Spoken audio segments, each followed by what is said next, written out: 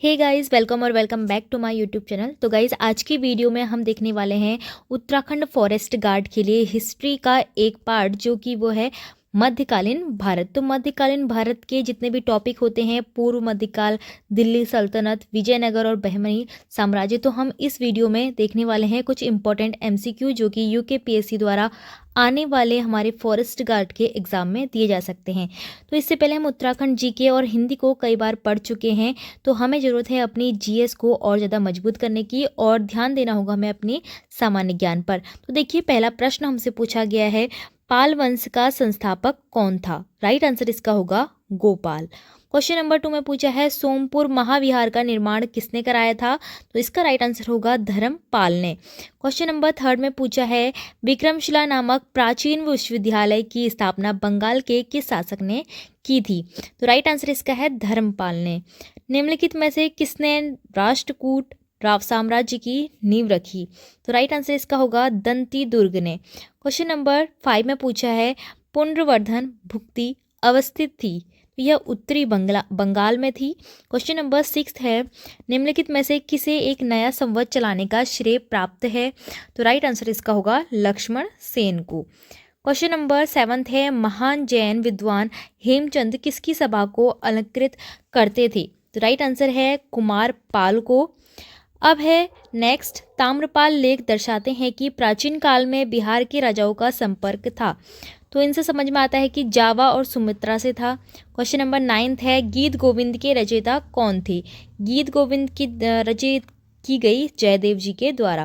Question number 10 में पूछा है, हम्मीर महाकाव्य में चौहानों को बताया गया था, तो इनको सूर्यवंशी बताया गया था। क्वेश्चन नंबर 11 में पूछा है कि निम्नलिखित युग्मों से एक युग्म सुमेलित नहीं है? तो राइट आंसर है ऑप्शन ए, अब्दुल रहमान हम्मीर रासो से। क्वेश्चन नंबर 12 है, भोजशाला मंदिर की अधिष्ठात्री देवी कौन है? तो राइट आंसर इसका होगा भगवती सरस्वती। तो राइट आंसर होगा ऑप्शन डी। अब है क्वेश्चन नंबर 13, गौडवाहों के रचयिता कौन थे? तो वाक्यपति इसका सही जवाब होगा। क्वेश्चन नंबर 14 है, कल्हण की राजतरंगिणी को किसने आगे बढ़ाया? तो राइट आंसर होगा जोनराज एवं श्रीवर ने। 15वें में पूछा है, राजतरंगिणी के लिए जो लेखक थे कल्हण के समय शासक? तो राइट आंसर इसका होगा जय सिंह। क्वेश्चन नंबर 16 में पूछा है, निम्नलिखित में से कौन सा ग्रंथ राणा कुंभा की रचना नहीं है? तो देखिए, यहाँ पे हमें 4 ऑप्शन दिए गए हैं, जिसमें से कि राइट आंसर होगा कलानिधि। क्वेश्चन नंबर 17 में पूछा है, जेजा भुक्ति का प्राचीन नाम क्या था? तो इसका प्राचीन नाम बुंदेलखंड था। क्वेश्चन नंबर 18 में पूछा है, दिल्ली शहर की स्थापना किसने की थी? तो तोमर ने इसकी स्थापना की थी। फिर पूछा है, पृथ्वीराज चौहान ने किससे विवाह किया था? तो संयोगिता सही जवाब होगा। अब आता है हमारा क्वेश्चन नंबर 20, जिसमें पूछा है, मध्य एशिया के किस शासक ने 1192 ईस्वी में उत्तर भारत पर विजय प्राप्त की? तो सिहाबुद्दीन मोहम्मद गौरी इसका राइट आंसर होगा। अब देखिए, नेक्स्ट हमारा जो टॉपिक है वो है दिल्ली सल्तनत, और दिल्ली सल्तनत के अंदर जो हम एमसीक्यूज देखने वाले हैं वो गुलाम वंश, तुगलक वंश, लोधी वंश और सैयद वंश, तो इनसे संबंधित देखेंगे। सबसे पहला है हमारा गुलाम वंश। तो पूछा है कि गुलाम वंश का संस्थापक कौन था? तो राइट आंसर इसका होगा कुतुबुद्दीन ऐबक। क्वेश्चन नंबर 2 में पूछा है, दिल्ली का प्रथम वैधानिक सुल्तान कौन था? तो यह था इल्तुतमिश। उत्तर भारत में चांदी का टंका जारी करने वाला मध्यकालीन शासक कौन था? तो यह भी इल्तुतमिश ही था। क्वेश्चन नंबर 4 है, सुल्तान कुतुबुद्दीन ऐबक की मृत्यु कैसे हुई थी? तो इनकी मृत्यु हुई थी चौगान की क्रीड़ा के द्वारा अश्व में गिरने के पश्चात मृत्यु हुई। क्वेश्चन नंबर 5 में पूछा है, कुतुबुद्दीन ऐबक के विषय में कौन सा कथन इनमें से सत्य है? तो देखो, खोखरों को परास्त कर गोरी जब गजनवी वापस आ रहा था, तो उसने भारत में अपने विजित हुए प्रदेशों का प्रतिनिधि ऐबक को नियुक्त किया था। औपचारिक रूप से ऐबक 25 जून 1206 ईस्वी को गद्दी पर बैठा। ऐबक ने अपने नाम के कोई सिक्के जारी नहीं किए। राज्यारोहण के समय ऐबक दास्ता से मुक्त नहीं था। लास्ट है, इससे सुल्तान की पदवी ग्रहण की। तो इन्होंने जो है सुल्तान की पदवी ग्रहण नहीं की थी। तो यहाँ पर 4 ऑप्शन राइट होंगे, तो ऑप्शन ए हमारा सही होगा। क्वेश्चन नंबर 6 में पूछा है, रजिया बेगम को सत्ताच्युत करने में किसका हाथ था? तो सही जवाब है इसका तुर्कों का। अब है क्वेश्चन नंबर 7th, निम्नलिखित में से कौन सा कथन गयासुद्दीन बलबन के संबंध में सही नहीं है। तो इसमें से देखिए, उसने इक्तादारी व्यवस्था का प्रारंभ किया, यह आपका रॉन्ग आंसर होगा। क्वेश्चन नंबर 8 है, दिल्ली के किस सुल्तान के विषय में कहा गया है कि उसने रक्त और लौह की नीति अपनाई थी। तो राइट आंसर इसका बलबन होगा। अब हमारे क्वेश्चन जो बनेंगे वो हैं खिलजी वंश से जितने भी एमसीक्यूज हो सकते हैं यूकेपीएससी में दिए जाने वाले। तो पहला प्रश्न हमारे पास है, किसको द्वितीय सिकंदर के नाम से जाना जाता है।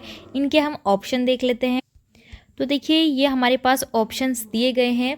तो इनमें से पूछा है कि किसको द्वितीय सिकंदर के नाम से जाना जाता है, तो अलाउद्दीन खिलजी इसका राइट आंसर होगा। अब क्वेश्चन नंबर 10 में पूछा है, बाजार अधिनियम नीति किसके द्वारा लागू की गई थी, तो अलाउद्दीन खिलजी इसका राइट आंसर होगा।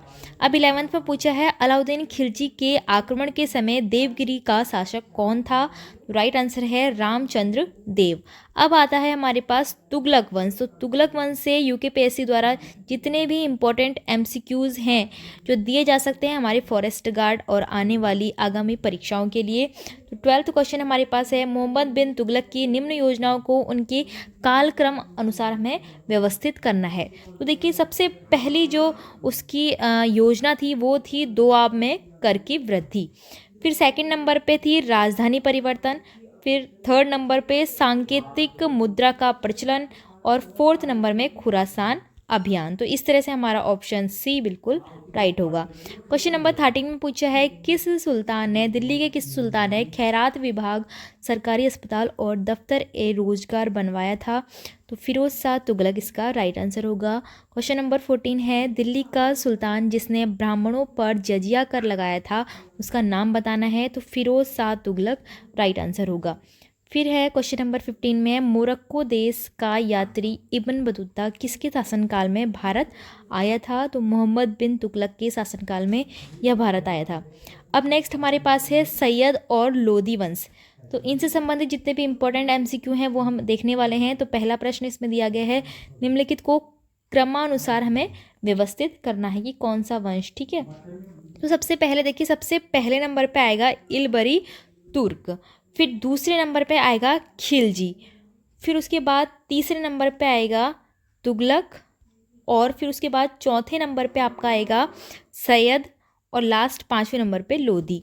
तो इस तरह से हमारा ऑप्शन डी जो है वो बिल्कुल राइट हो जाएगा। क्वेश्चन नंबर 17 है, लोदी वंश किसके द्वारा स्थापित किया गया था, तो अभी हमने थोड़ी देर पहले भी पढ़ा, बहलोल लोदी इसका राइट आंसर हो जाएगा।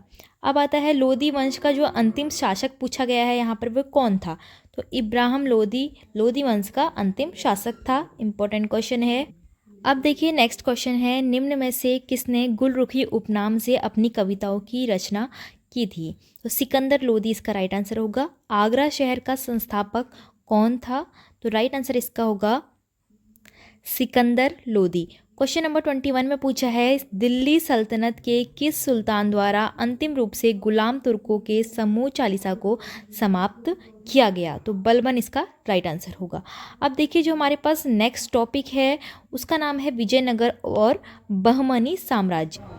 तो इस टॉपिक से हमारे जितने भी यूकेपीएससी द्वारा क्वेश्चंस दिए जा सकते हैं वो मैंने यहाँ पर आपको दिखाए हैं। तो सबसे पहला हमारा इसमें जो सब टॉपिक आता है वो है विजयनगर राजवंश, फिर उसके बाद हम बहमनी राजवंश पढ़ेंगे और इस तरह से हमारी वीडियो कंप्लीट हो जाएगी।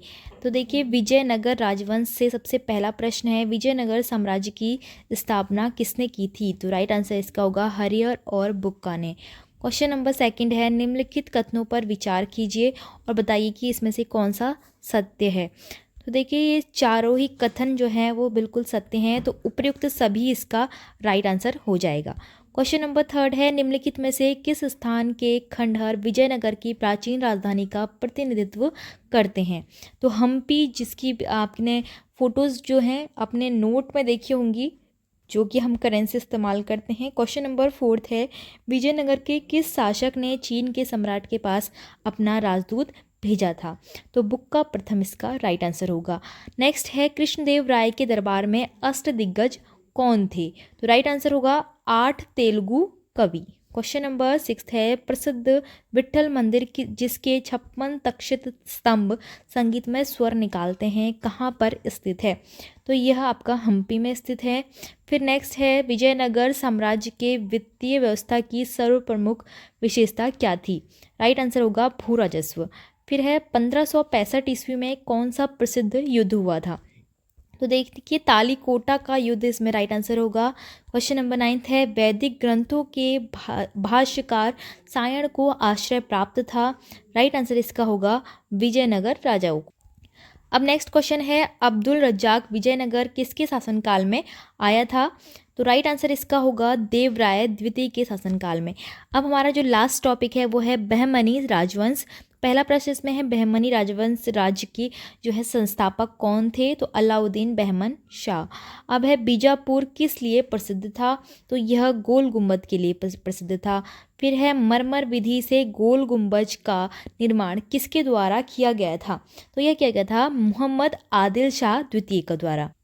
नेक्स्ट है निम्नलिखित में से किसने बीदर में मदरसे का निर्माण करवाया था? राइट आंसर है महमूद गवा। और हमारा जो लास्ट क्वेश्चन यहाँ है सुविख्यात कोहिनूर हीरा किस खान से निकाला गया है? तो यह गोलकुंडा से निकाला गया है। तो फ्रेंड्स ये सब थे आपके यूकेपीएससी फॉरेस्ट गार्ड की परीक्षा के लिए महत्वपूर्ण जीएस हिस्ट्री के एमसीक्यूज जो कि आपकी मध्यकालीन भारत से मैंने लिए हैं। तो इसके अलावा मैंने आधुनिक और आपकी प्राचीन भारत पर भी वीडियो बना रखी है जो इतिहास से संबंधित है और यूकेपीएससी के एग्ज़ाम के लिए बहुत ज़्यादा इंपॉर्टेंट है। फ्रेंड्स आई होप आपके लिए इस तरह की वीडियोस हेल्पफुल हो रही होगी। अगर आपको वीडियो पसंद आ रही हैं तो वीडियो को लाइक शेयर और चैनल को सब्सक्राइब जरूर करिएगा।